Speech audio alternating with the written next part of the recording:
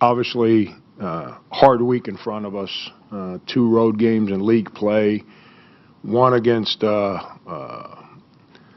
NCAA qualifying team if the season ended today, who's going to have 18,000 people in the stands losing their minds, and one of the great home court environments in our country. And then follow that up with at Vanderbilt, which obviously their home court set creates an unbelievable atmosphere and a challenge. None of our guys, you know, Michael and them played, but all the guards, none of them have ever played there before. So it's a unique place with one of the great coaches in the country. So we've got a typical SEC week staring at us, but we're excited. We were excited before Saturday's game. We're excited yesterday, and we're excited today. There's not a perfect science to it, you know, and getting these kids to understand how to handle failure, success, all that stuff for the first time ever. There's going to be good days and bad days. It's just part of the process. And when you have great days, you don't love them, and when you have bad days, you don't dislike them. You just stay the course with them, and you love them regardless of what the situation is.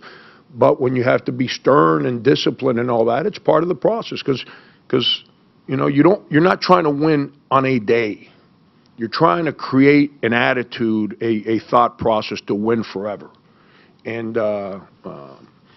that's, I take that responsibility strongly. I mean, it's something that's important to me. So with all that said, I thought after the Ole Miss,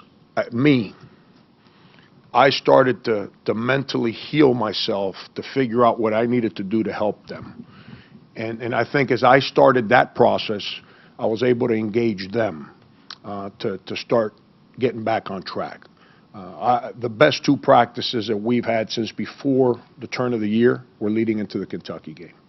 And then I thought we went out and played our tails off, and we continued that way. And that's why, you know, we lost in Kentucky, and I told you I was proud of the guys. And we went to LSU and should have won. And if you and I would have had a conversation right after the game, you probably would have left there and said, this guy's just a grouch, because I wasn't happy. But as I got on that plane and flew home and finally got in my bed at 2:30 in the morning, you know what? I said, you know what? We're going to be okay, because we put ourselves in a chance against a team that's won 16 games. It's real good. And so we came in the next day, and everything was stay the course, be positive. They prepared the right way. So we went out, and I thought we played decent against Georgia. I really do. Mike Anderson's teams, and he and I, we laugh about it. It's like we chase each other. You know, UAB and Conference USA to, you know, Big 12 to now in the SEC. It's like, you know, we chase each other. And go back and look at his teams. They're always up there in the country for points per game and assists per game. I don't think they get the credit that they deserve for how unselfish they play on both ends of the floor. They play for each other defensively with that aggression and trapping and help and rotate. It's relentless. It's like you're fighting piranhas in the middle of a lake somewhere. It's the way they come at you defensively, and then offensively, they have great floor spacing. Guys shoot balls that they can make. They don't try to do their own thing. They pass the ball. There's a reason Mike went to the Elite Eight at UAB. There's a reason he went to the Elite Eight at Missouri, and there's a reason that he'll probably do the same at Arkansas. It's they play that well, in my opinion. You know, I'm not one of those guys. I don't know. I don't know if I'm different. I don't really talk to coaches about how they handle all these things.